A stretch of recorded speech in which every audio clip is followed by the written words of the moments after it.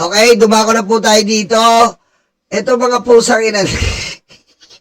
Sorry talaga. Ito mga walang yana to.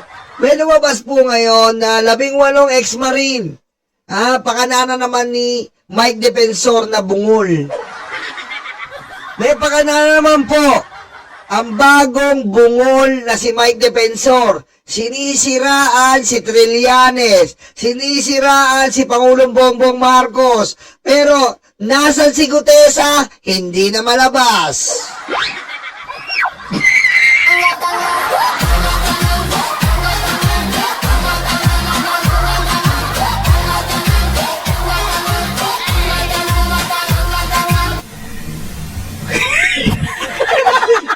Pakinggan natin.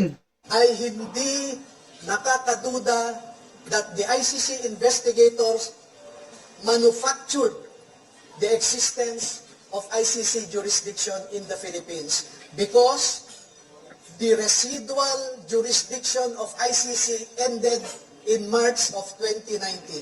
Putik ang bobo-bobo mo, tanga. Ilang beses na namin pinagtatalunan yan. Anak ng wedding to, nagsasalita na to, tatanga-tanga. Ilang beses na ilabas mo si Gutesa. Aray ko. Or 1 year after the Philippines deposited its articles of withdrawal in the United Nations. Number 4, the ICC investigators themselves committed graft and corruption. Tek, bago na naman to, Mike Defensor, ang bobo-bobo mo. Mike Defensor, naaalala ko pa nung araw, nung nagpamidya ka, ang sabi mo ayaw mo nang makialam sa politika, pero biglang lumabas si Gutesa. Pusang ina, araw-araw nakita ka. Ang tindi ng iyong ngala-ngala, yung pala, magpapakita ka. Kaso lang, kabit ka na ni Hello Garcia, jowa mo siya. Kadiri ka, umiiyot ng porpit na palaka. Pagayin mo si BBM. No joke.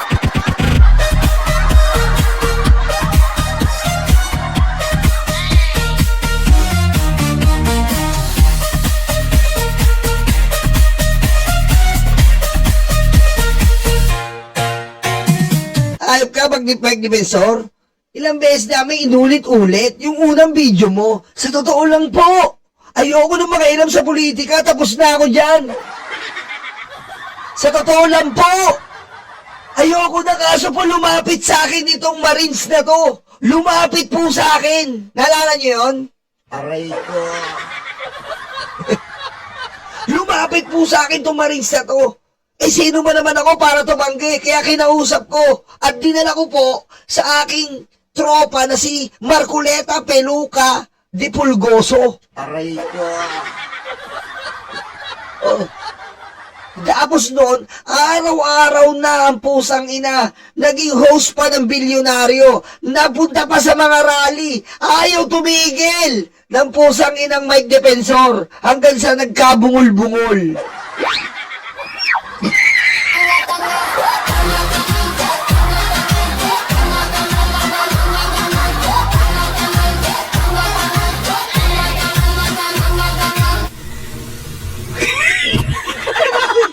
Diba, kung ako sa iyo, Mike Defensor, iniiyot mo na lang si Hello Garcia. Ha? Yun na lang pagkaabalan mo. Iyutin mo na lang si Hello Garcia, baka sakaling mag-wep. Aray ko. Ha? Yun na lang. Kesa yung halata galawan mo eh. Ano kasalanan ng ICC? O kasuhan nyo? Sige nga. O, kaya nyo. Kasuhan nyo. Yung Amerika na, inaano yung ICC, hindi umuubre. Ikaw paya. Graft and corruption daw. May graft and corruption ng ICC. O kasuhan nyo. Paano nyo makakasuhan? Aray ko. Bobo, di ba? Oh, di ba?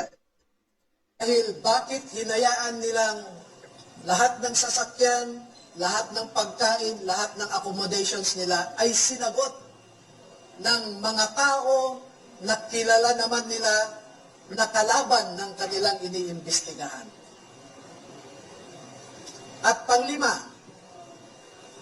ang mandato ng ICC ay di umano protektahan ang human rights ng mga tao. Pero bakit hindi sila nagbigay o nirespeto ang human rights ng isang tao na kanilang iniimbestigahan sa pamamagitan sana ng pag-imbestiga ng mga ibang tao na hindi pinapadala ni Sunny Trillanes. Oh! Wow! So yan po ang buod ng kanilang affidavit. At una ko nang ipaalam sa inyo na bago po kami magbigay ng buong kopya sa inyong lahat, ay pahintulutan muna ninyo kami na isumite ito sa Office of the Ombudsman para makita natin kung umaandar pa ang sistema sa Office of the Ombudsman. Dahil Tanga yata to eh, no? Tanga ka ba? Aray ko. Wala na si Martires! Lulugo-lugo na! Hindi na si Martires doon! Tanga pala to eh. Aray ko. Akala yata si Martires pa yung nandun. Wala na si Martires doon. Wala na yung lulugo-lugo. Aray ko. sa ang ngayon ombudsman natin na binanggit dito sa affidavit. Pangalawa, ay magsusumite rin kami sa ICC mismo para malaman ng ICC ang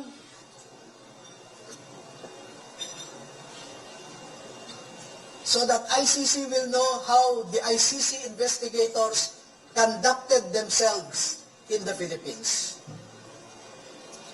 At panghuli ay magbibigay kami ng kopya sa lahat ng embahada ng mga bansa na kasapi sa ICC para malaman nila kung paano gumalaw ang ICC. Alam naman natin na bawat bansang membro dyan ay nagko-contribute sa ICC. Pero katulad ng kino-contribute nila, ang mga litrato na naipakita ko sa inyo ay makikita ninyo kung saan pumupunta ang ating mga buwis. Now you know where our taxes go. Now you know at least where our taxes went. Maraming salamat po. Mike Defensor, ano ba ito yung utusan mo? Networking yata ito eh. Ano ba ito yung utusan mo, networking? Tapos may labil yung 8 ex-marines. Ano ba ito? Aray ko. Mukhang nagtitinda to ng sabon eh. Sabi, libre yung sabon. Tapos, pag naintukan mo, kukunan ka ng ID. Tapos, hindi bibigay yung ID mo hanggang di ka bumibili. Eh, hindi libre yung sabon.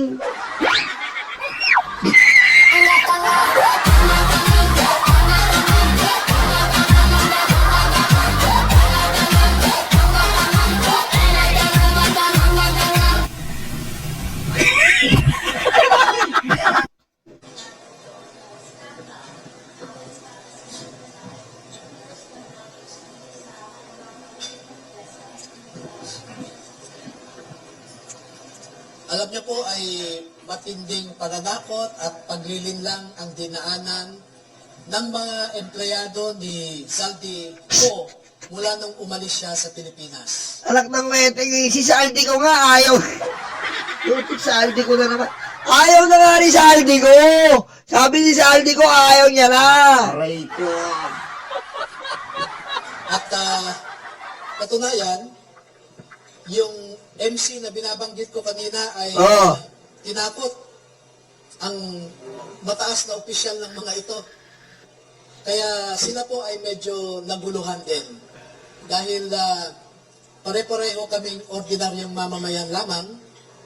At noong nakita nila at nakita ko ang pagtrato ng Senado kay Master Sergeant Orly Gutesa, Oh, na dapat sana ay inalagaan nila dahil siya ay nagsasabi ng totoo. Ngunit dahil sa politika ay ang kinalabasan siya pa ang naging masama. kaya nga ilabas mo, hayop ka! Ilabas mo si Gutesa! Aray ko. Ilabas mo si Gutesa na magkaalaman tayo at silintik na Romualdez na yan, makasuhan. Diba, Chupaeng? Nagat na si Chupaeng, oh, puro kalandian to eh. Ilabas mo si Gutesa, hayop ka, hindi namin kailangan yan 18, pakialam namin dyan. Gusto namin makasuhan si Romualdez, di ba gusto ng DDS? Bakit ayaw nyo ilabas? Mga bobo kayo eh. Ilabas nyo si Romualdez sa magkaalaman na nga ay si Romualdez, si Gutesa. Paano natin makakasuha si Romualdez? Di ba gigil na gigil kayo kay Romualdez? Oh, Aray ko. hindi namin kailangan yung 18 yan. Bobo mo. At katulad ng sabi ko, makikita po ninyo na yung mga nagnanais na mapagtakpan ang katotohanan ay pinilit nila si Saldico na mag-execute ng isang affidavit na nagsasabing pinilit lang siya ni Senator Marcoleta, pinilit lang daw siya ni dating Secretary Mike Defensor, at isinabi niya doon na hindi daw totoo ang kanyang sinabi. Eh, nasan nga si Gutesa? Puro kayo pinilit. Wala naman si Gutesa. Wala nga balita. Gumagawa kayo ng kwento na fake news. Pati yung si Gutesa, pinifake news nyo na. Bingot! Aray ko. Na meron siyang kinalaman o partisipasyon sa pag-deliver ng mga mali-maleta ng pera. Pero ipinakita po namin sa inyo Oh. ang isang larawan na kung saan nandoon si Master Sergeant Gutesa na kasama sa pagde-deliver ng pera. Pero gusto kong iliwanagin din na si Master Sergeant Gutesa ay na-assign sa isang media operator ni Saldico. Pero sinisweldohan siya ni Saldico. Ang dahil mong palapalabok. Nasa si Gutesa? Dahil pala. Si Gutesa ay nagpunta rin ng media. Si Gutesa ay naging anak ng Diyos. Si Gutesa ay naging konsilor. Si Gutesa ay naging kagawad ng barangay. Si Gutesa ay nagtatricycle, pesting yawa ka. Aray ko.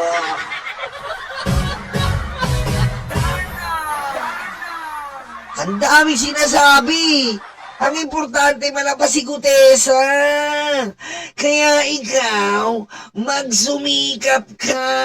Aray ko. Ah? Kaya ikaw, bingot. Yutin mo, si Hino Garci. Tuyot na tuyot na.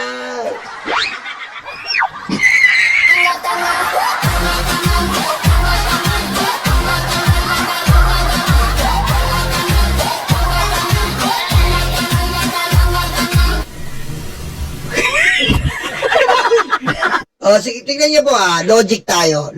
Logican natin. Analyze natin. Tingnan niyo. Yung 18 yan ba kailangan natin? Hindi. Sino kailangan natin? Si Gutesa, dahil nandun siya sa Blue Ribbon. Hindi pa po tapos ang pagsasampa ng kaso kay Romualdez. Sino kailangan natin? Si Gutesa. Wala naman tayong pakialam niya kung kasama ni Gutesa yan eh. Wala tayong pakialam dyan. Oo, sige, magkakatropa kayo ni Gutesa. Pero sino ba nakapanumpa sa Blue Ribbon? Si Gutesa. Sino ang dapat magsasampa ng kaso sa pagbibintang kay Romualdez? Si Gutesa. Eh, ba't magdadala ka na naman Mike Defensor ng bago mong budol? Putik naman, oh. Magdadala ka naman ng panibagong budol mo.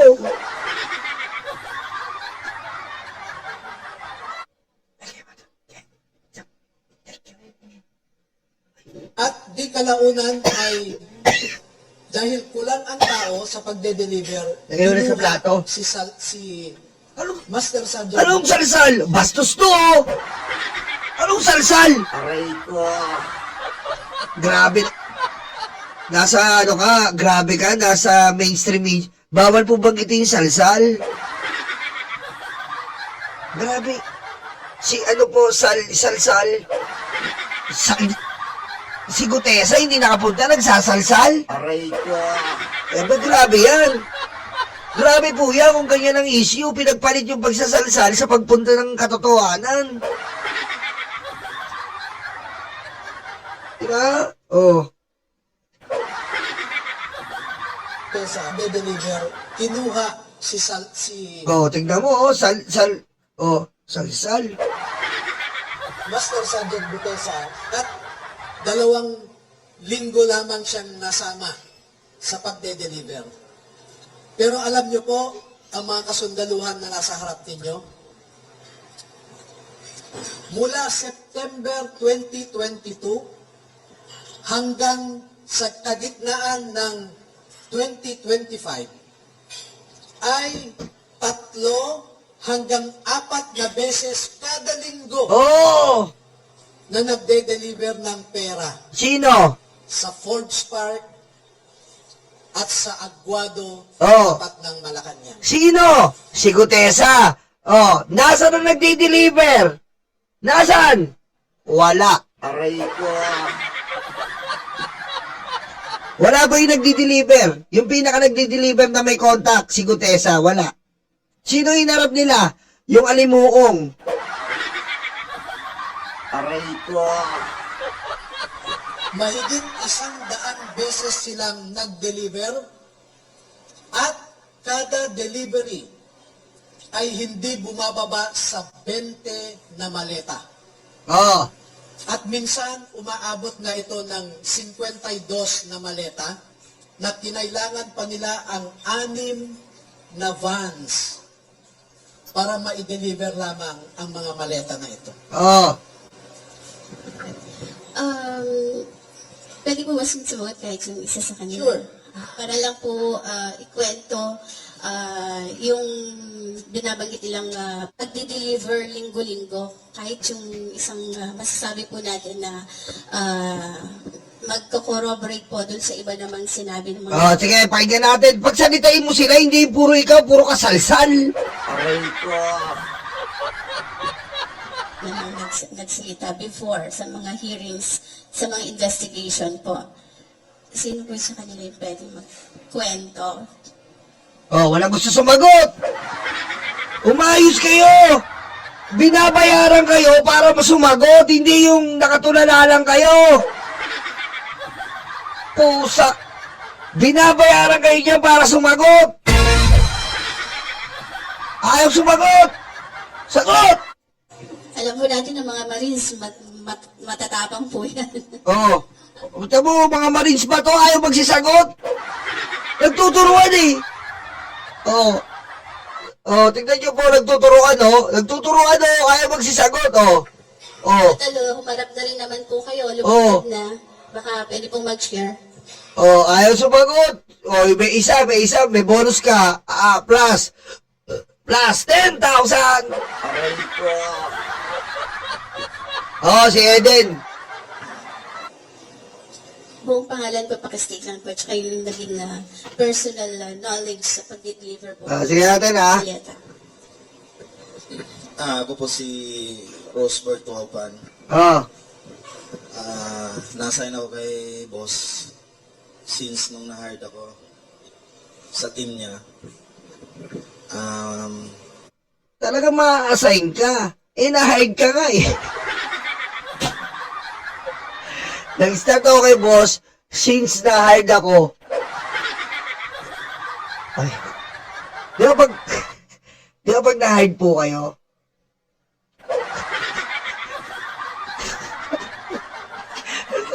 Talagang buhay ito. Aray ko. Diba? Pag na-hard po kayo, stop na kayo. Aray ko.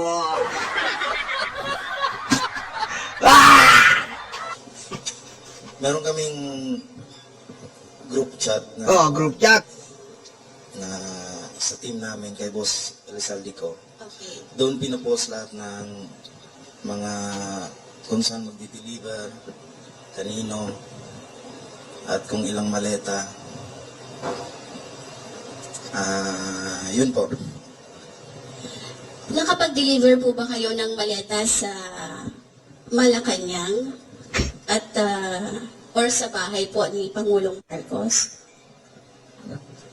Tuto. Ay, sagutin. Ay, sagutin na niya. Hey! Tingnan niyo Ay, sagutin, tingnan niyo. Puro kalokohan lang to. Malacanang? Yun po. Yan na. Nakapag-deliver po ba kayo ng maleta sa Malacanang at or sa bahay po ni Pangulong Marcos?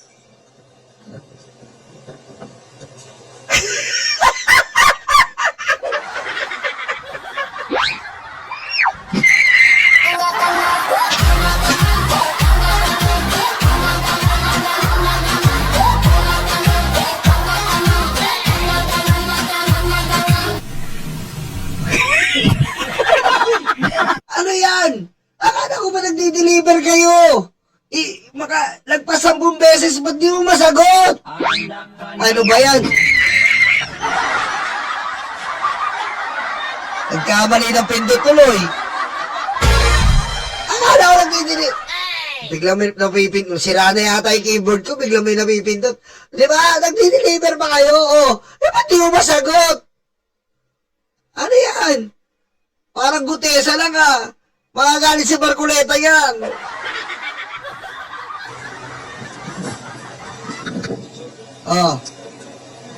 Opo. Ako po si Bernard Tube. Nakapag-deliver po kami. Saan? 41 Forbes po. Huwag mong turuan! Tinuturuan na itong hayop na... Huwag mong turuan!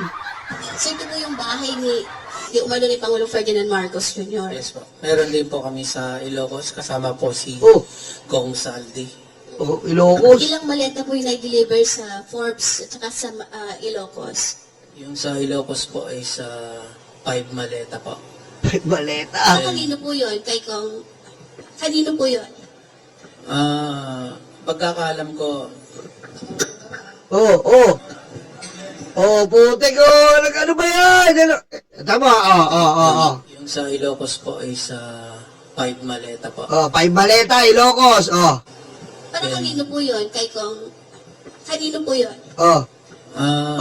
Pagkakaalam ko, ba't mo hinaharang, Hinaharang ng attorney, Ano ba? Naknang weting, Hinaharang mo,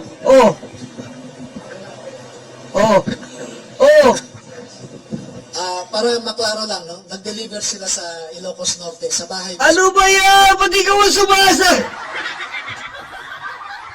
Ikaw ang sumasagot! Hayop ka! Aray ko. Sino yung tinatanong Ha? Ni Palgi! Ha? Aray ko. Wala to. Huwag na po natin pagtsagaan to. Puro katarantaduhan lang to ni Mike Defensor. Wala to. Inaarang Kung ano yun, sagot ka na ng sagot. Parang gutesa Parang gutesa talaga. Inaarang ni Marcoleta. Ayusin mo, nasa page 2 na tayo. Hindi mo binabasa yung script. Aray ko. Alatado ang putik, Yan naman po, yan muna. Ay, talaga. Ako na po tayo dito kay Sentry. Mabuhay ka, Sentry. Ano masasabi mo dyan? Natin si former Senator Antonio Sani Trillanes para pag-usapan na rin yung ongoing ng confirmation of charges hearing ni dati Pangulong Rodrigo Duterte and of course yung napipintong na impeachment case laban kay VP Sara. Magandang hapon po at welcome back sa Arangkada Balita, sir. Magandang hapon po sa inyo, kasama nga Jack kay Miss Nina at sa ating mga viewers. Sir, pag-usapan muna siguro natin ito nangyayari sa ICC. Sir, after ilang postponement, kumbaga last year pa natin hinihintay nga ito, pero ngayon finally natuloy na. Ano po ang reaction niyo po? Ito po ay malaking ginhawa po doon sa mga nagtulak nitong kaso na to the past 9 years. At of course, lalo na doon sa mga pamilya ng mga biktima, ng mga namatay, ito syempre hindi nito mapapalitan yung nawala sa kanilang pamilya. Pero kahit papano makikita man nila na yung hustisya sa mundo ay umiiral pa rin dito sa ICC case. Okay, Senator, gaano po kataas ang kumpiyansa ninyo na mauuwi sa pag-confirm itong mga charges na ito sa pagdinig ng pre-trial chamber laban kay dating Pangulong Duterte? Kumpiyansa tayo na tutuloy ito sa trial proper in 2 months, 2 or 3 months. Dahil ang unang-una ang ICC hindi mag-i-issue ng warrant of arrest unless ang kanyang ebidensya na hawak ay may certainty of conviction, yung level. Kanina pinag-uusapan nyo nila Dean Mel, yung mga threshold ng evidence, yung probable cause, substantial evidence. Yan ang hinihingi ngayon. Pero nung nag-issue sila ng warrant, doon palang certainty of conviction na ang hawak ng Office of the Prosecutor. So, makakasigurado tayo na lalagpasan nila yan. This is a step, a ministerial step bago mag-trial proper. And sir, bali di ba ito may matagal nang inintay natin kung kung meron ba talagang arrest warrant laban kay Senator De La Rosa. Ngayon, minilabas din na I think 8 yata yung co-perpetrators at sinasabi. Naniniwala ho ba kayo na eventually maglalabas din ang warrant of arrest laban sa kanila? Ganito po, yung sinasabi ko nga kanina, yung pag-i-issue ng warrant ay hindi yan basta-basta. Hindi mababaw na ebidensya ang kailangan Madadamay yan yung pinakita. Hello, Bongo! Hello, Bato! Aray ko. para mai-issuean ka. Kailangan doon ay certainty of conviction dahil hindi na tayo miyembro. Kung miyembro pa rin tayo ng ICC, ang hihingin lang dyan ay probable cause kasi tuloy-tuloy yung partnership nyo. So, dahil hindi tayo member, ibig sabihin yung ebidensya na hawak bago mag-i-issue ng warrant ay certainty of conviction. So, wala pa tayo doon sa iba. Ang sa tansya ko, ang baka aabot lang tayo sa may issuehan ay lahat-lahat ay 4. Kasama na dyan si Digong Duterte. Okay. At mapunta naman po tayo kay VP Sara. Sakaling ma-confirm ang charges at magtuloy-tuloy itong trial na ito, paano po ito makaka-apekto kaya sa tingin nyo sa kampanya ni VP Sara sa 2028? May iba po kasi nagsasabi na baka umani po ito ng simpatya sa mga botante at makabuti pa sa kanyang kandidatura. Maaring makakaani ng simpatsya yan doon sa mga dating ng diehard supporters. Pero yung mga nasa gitna, pag nakita nila na walang like, abay ibang klase na yan. Yung walang like.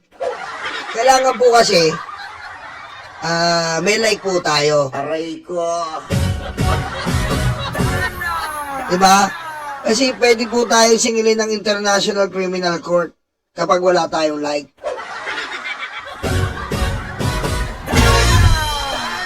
Okay? Kaya mag-like po tayo. Kasi crime against, crime against community. Crime against community po ng YouTube yan. Aray ko. yung mga ebidensya, yung mga pagpatay, nakita nyo yung kaninang ini-interview ninyo, yung mga pamilya, nare-relieve yung mga pangyayari ng panahon na yon. Kasi ang ginagawa ng mga makaduterte, simula nung sila ay nakapwesto, pinagtatakpan nila ito. Sinasabi nila hindi naman ito nangyari, mga talagang criminal, yung mga pinatay, mga addict, siniraan, dinihumanize yung mga biktima. Pero dito sa ICC, itong proceedings na to, tapos under the Marcos administration, pinapakita Oh. kung ano yung totoo. So, I am sure maraming kikilabutan dyan at marirelieve nila yung mga pangyari na yun. Na totoo to, hindi to fake news, hindi to gawa-gawa lang natin para siraan sila. Sila mismo makaka-realize niyan. Pero Senator, ganito yun nga eh. Nandiyan yung ebidensya, nandiyan yung mga videos and pictures, pero marami talaga yung mas pinipili na nakapikit yung mata eh. Ano kaya magandang magagawa para alam niyo po, para maimulat yung mata nila na eto, totoong nangyari ito? Alam niyo, Jack, ganito, no? Kita niyo sa Davao, alam nila yan na ganyan. Alam mo, isa lang po solusyon, sunugin ang mga DDS. Lahat po ng mga sa isang pamilya tayo po mag-start tayo sa hindi pwede, nandito yung piyanan ko. Sorry, nandito pa yung piyanan ko naglalaba. Aray ko.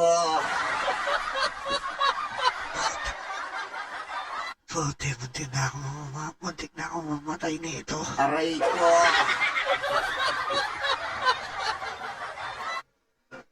Be.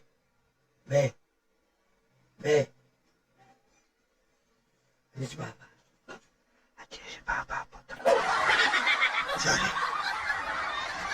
Sasabihin ko kasi dapat sa bawat pamilya, tingnan po natin kung may DDS kayong membro. Tapos kailangan natin sumpuin. Nandito yung piyanan ko pala. Nag-aayos ng bubong. Tama.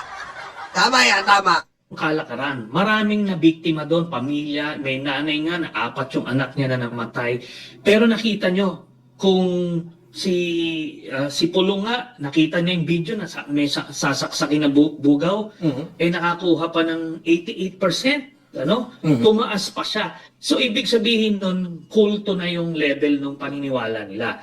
So, yung mga ganong klaseng mga supporters, hindi mo na makukumbinsi yun. Ang makukumbinsi na lang natin dito ay yung mga nasa gitna pa. Tama, tayo na lang po talaga. Tayo na lang po. Di ba? Yung mga, yung mga bagong botante, for example, yung mga na hindi pamulat nung mga panahon na yon. At yung mga hindi gaanong panatiko o hindi pa kulto ang paniniwala kay Digong, yun makukuha yun. Kasi ang tinututukan natin, ito yung mga diehard, hindi na yan sila makukumbinse. Pero may porsyente yan. Sa aming tansya, ang mga diehard talaga na tipong kahit mamaril ng mga tao si Sara Duterte, iidolo pa rin nila, mga nasa 30% yan. So, pero all the rest, mulat yun. Makukuha yun dito sa mga pangyayaring ito. Kumbaga, meron pang mga undecided, bukod sa mga decided at mulat sa mga... Kasi ano yan undecided, di ba? Undecided, motivated, yung mga DDS, retarded yan pangyayari po, ano? Kumbaga, ang ngayon pinag-uusapan dahil sa surveys, hindi naman po maikakaila na kapag daw tumakbo ngayon si VP Sara, ay siya ang mananalo. Kaya ano po kaya ang dapat gawin ngayon ng kabilang kampo para magkaisa? Sabi nga nila, dapat isa lang daw ang maging kandidato na makakalaban ni VP Sara kung gusto niyo siyang mabigyan ng laban, kumbaga, o may chance na matalo siya. Ako, yan po ang itinutulak ko. Na ang tanging paraan para matalo ang mga pwersa ng Duterte ay... Alam mo, para matalo natin yung pwersa ng kadiliman at saka kasamaan, mag-like tayo.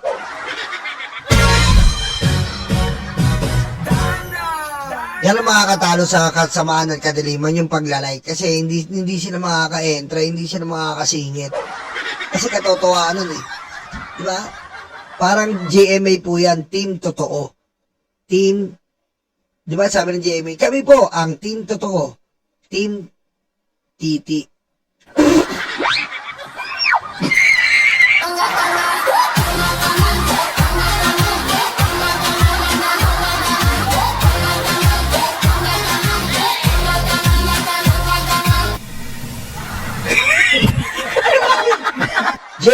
tapusin niyo yung team totoo nyo. Ang sagway. Kami po, ang team totoo. Ang pagsagwa GMA, team kapuso na lang. Team totoo, titi.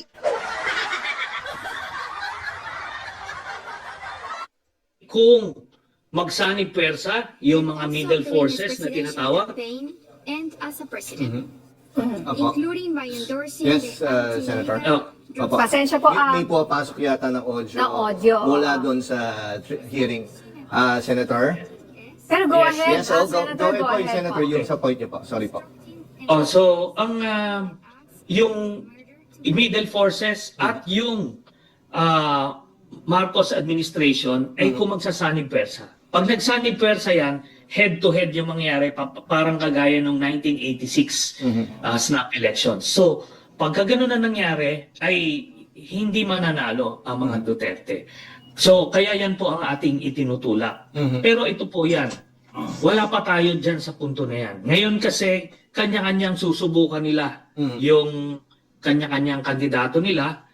Later, ang mga siguro middle of the year next year, doon pa lang nila makikita na hindi uubra kung sino yung tinutulak man nila. So, magkakaroon ng necessity for that coalition against Sara Duterte. Ito na nga po din kasi, Senator Trillanes, no, yung kaya ni partner niya. Kasi di ba nakita naman natin, naging controversial na naging statement ni Senator Bam Aquino last week. Yung sinabi, ideally, pwede gawin dito yung paglilitis. Which is umani ng mga maraming negative na reaction. At sinabi nga na, at sinakyan pa ng mga DDS na parang pinuri pa nila si Senator Bam. Kumbaga, ito nakikita nila parang divide and conquer yung nangyari. Ano po ang tingin nyo? Hindi naman po ano yun, kasi yan ay mga policy differences. Okay lang po yan. Kasi kinalaunan, ganito po, out of necessity, magkakaisa yan. At yan po, kumpiyansa kami dyan na isa lang ang kandidatong ilalaban kay Sara Duterte. Ganon po ang magiging objective niyan later on. Pero sa ngayon, may mga policy differences. Hindi naman natin pwedeng hahayaan yung mga... Huwag ka na kasing umepal, Bam. Walang boboto sa'yo. Sorry po, Sorry po. Wala mo boboto. Ako ayoko kay Bam. Ayoko kay Bam. Mahirap si Bam. Iba ang ano niya. Aray ko. Bam, magpakahinog ka muna. Magpakahinog ka. Hindi ka pahinog. Sobrang hilaw ka. Mga ganong statements kasi nakita nyo maraming nasasaktan doon sa ganong statements. But it doesn't mean na si Senator Bam ay nandoon na sa kabila. Oo nga po. Di ba? So, kumaga, alam lang niya na next time, magkinahinay ka sa ganyang subject kasi, ano yan, kailangan may consensus. Alam mo, malaki kasi ako malaki na nakit ko talaga sa mga, sa mga dilawa, sa Aquino talaga Kapalitan niya ni Apo Lakay. Simula nun, wala na. Yung pataas, bumaba Yung inaasahan mong tataas tayo, talagang kumunoy Kumunoy po talaga Pati yung constitution, grabe, makamayaman. Ayop. Din dyan. But, yun po, ito kasi, sinasabi ko, si Sara Duterte ngayon, nasa mid-40s yung kanyang rating.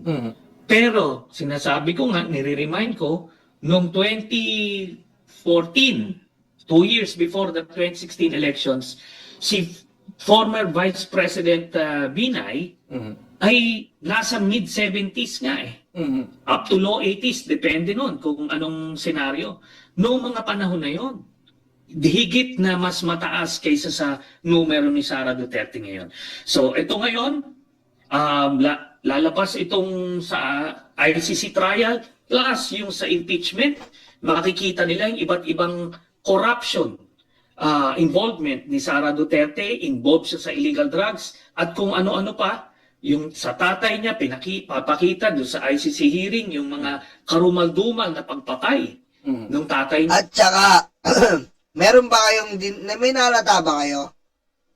Tama, galing talaga ni Nolo. Hindi ba yan Kristan Prepena? Ito po ang pagandaan nyo. Sa sinasabi ni Sara na it took 25 years to 30 years. Hindi ba kayo, yun ay babala na gano'n ang gagawin niya. Pag si Sara po naupo, kung tinatakutan niya yung martial law, mauulit. Si Sara Duterte ang mag-uulit ng martial law.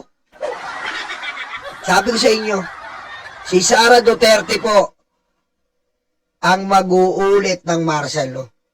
Ganun yan. Sa tono ng pananalita niya ngayon, hindi kasi kagad makukuha yung corruption eh. 25 to 30 years, ima-martial law niya yan. Aray ko.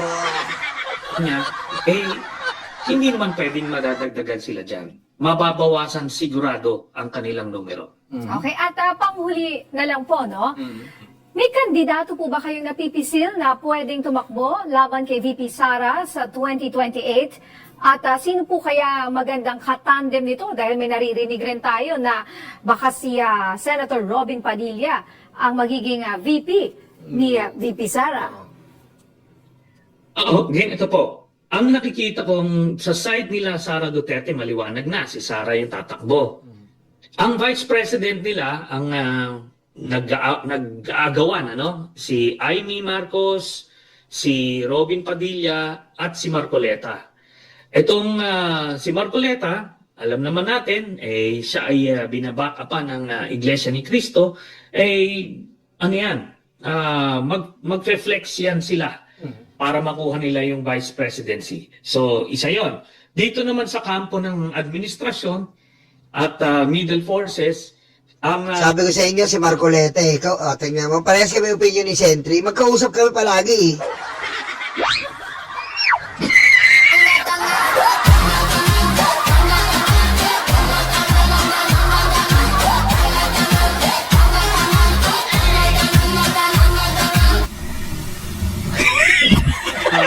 Lumalabas dito ay yan, si VP Lenny, si Senator Bam, si Senator Risa, doon naman sa admin, si General Torre at si Secretary Remulla. Mangyayari nito kung sino ang mas malakas sa kanila lahat, yun ang magiging standard bearer noong coalition na yon. At pipili na lang sila among themselves kung sino yung vice president. Isa lang yan, head to head. Pagka ganyan po ang nangyari, ay wala nang katalo-talo yan. Okay. Maraming salamat. Yan po si Sentry na pinagbibintangan ba po, binayaran. Ay nako, lahat na lang, galawan nyo. Pati nung panahon ng Duterte, pinagbibintangan, binayaran binenta ang China. Ngayon, binayaran ng ICC, binayaran ni Bongbong Marcos. Mga DDS, tama-tahan na. Ang asikasihuin nyo, umarap ang tatay nyo na may korduroy na betlog sa ICC. Aray ko.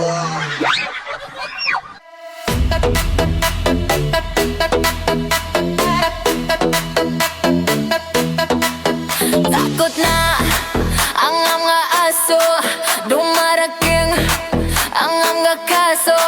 Sila ay sinusundo na, dadalhin sa tatay nila. Aray waranto, takbo na bato, takbo na bato, takbo na bato. Aray waranto.